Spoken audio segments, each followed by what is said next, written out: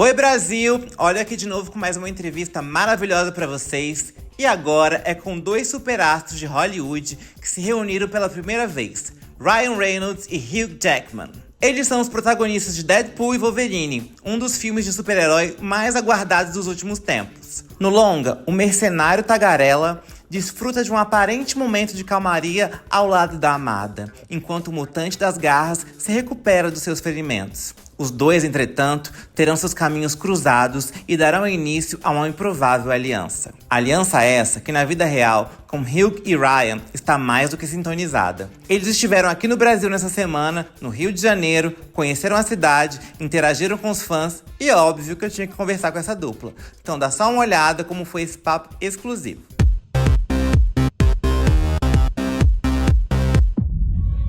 I told you, you're not welcome here. You're not welcome anywhere. Now get the fuck out of my bar. Just give me one more drink and then I'll leave. Hi, Peanut. I'm gonna need you to come with me right now. Look, lady, I'm not interested. All right, well, I'm sort of on the tick-tick, so upsy daisy. Here we go. Oh, whiskey dick of the claws. It's quite common in Wolverines over 40. You don't want this. Unless you want to take a deep breath through your fucking forehead, I suggest you reconsider. Oh.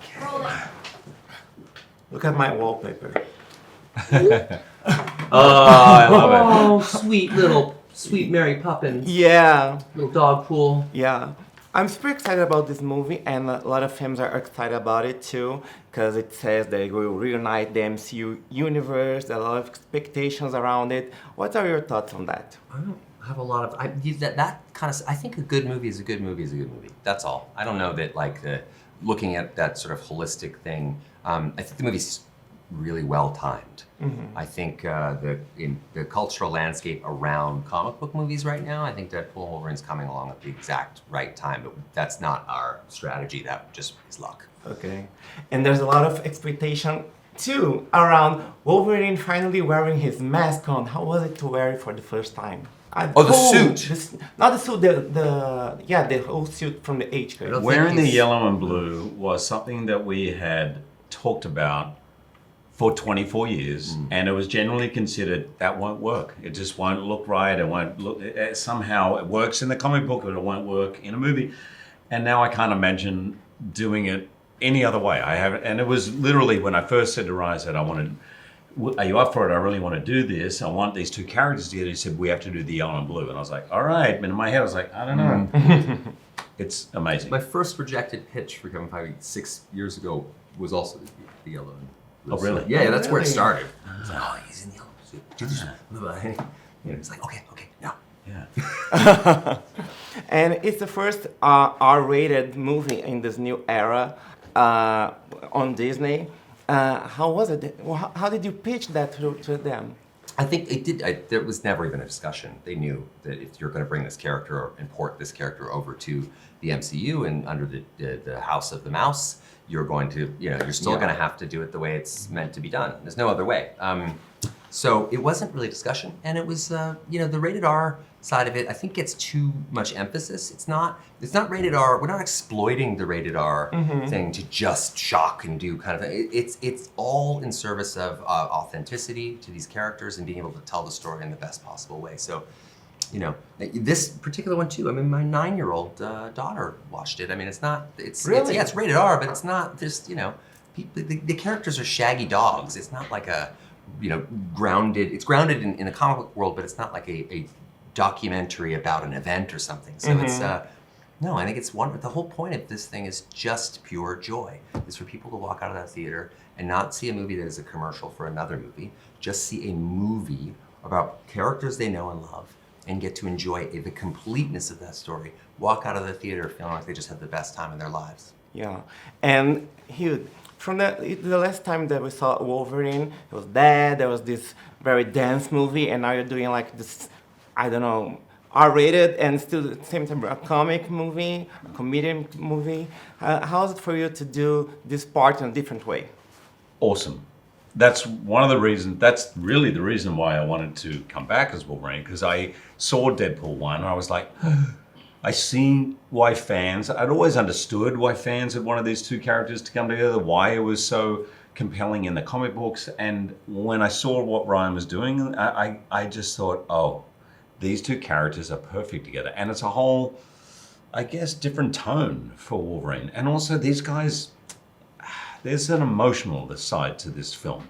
It's surprisingly emotional. I think what they've done for Wolverine is help me crack an essential why at the center of this character in a way that I haven't been able to articulate before. And it's driven me crazy for 24 years. And they helped me do that. So I think for audiences who like Wolverine, they will really, I hope they will really love this.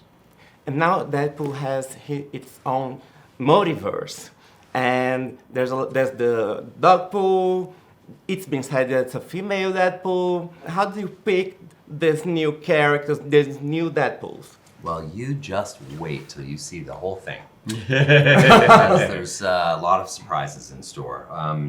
Yeah, we make pretty good use of the current comic book climate, I think, without making the movie a fan service moment after fan service moment. It's not that. The movie, even writing the movie, was written first as a drama, just because you can't write a comedy just for the sake of it being funny. You have to break a story that makes sense, that has a beginning, middle, and end. And this guy signing on and saying, I want to do it, is both the best thing that's ever happened to me in my career and the scariest. So to write stuff for that character that I've revered for as long as anyone can imagine sets a standard that is just different. And we all need something to push against. You all need something to, a goal, like we need a ticking clock. And Hugh was our ticking clock. So, when he signed on, it just raised the bar and the standard for almost every aspect of the movie. Production design, writing, performance, casting, everything. And Hugh, the last time we saw Wolverine 2 in Logan, he was dead. And to come back from this version of him to this universe, I know there is a context in this movie, but how did you make it make sense for I never saw the last audience? 5 minutes of Logan. He's kidding, right? He's joking. Don't worry about it. It's fine. It's a joke. I guess the movie handles it head on. And there's a perfect way that it happens, and I can't tell you what it is. Yeah. Basically. I will say this, though, that every character in the movie is treated with real reverence, real love, and real respect. It doesn't mean you can't still be subversive, and super funny, and weird, and unexpected, but they're all, and Logan, no different. We would not mess with that. That is, I think Logan is a masterpiece. Despite the fact he's just spoiled the ending for me, which is in time. Thank you, bye-bye. Thank you very much. Lindos, bem-humorados e perigosos nas telonas. Ryan e Hugh conseguiram elevar ainda mais nossas expectativas. A sorte é que a estreia já é agora, no dia 25 de julho, nos cinemas de todo o Brasil. Vamos todos, hein? Ah, e não esqueça de se inscrever no meu canal, ativar o sininho e compartilhar com os amigos. Se tá vendo no Instagram, comenta e compartilha. Beijos, até a próxima! I'm about to lose everything that I've ever cared about. Not my fucking problem. Is that what you said when your world went to shit? Come again. This Wolverine let down his entire world.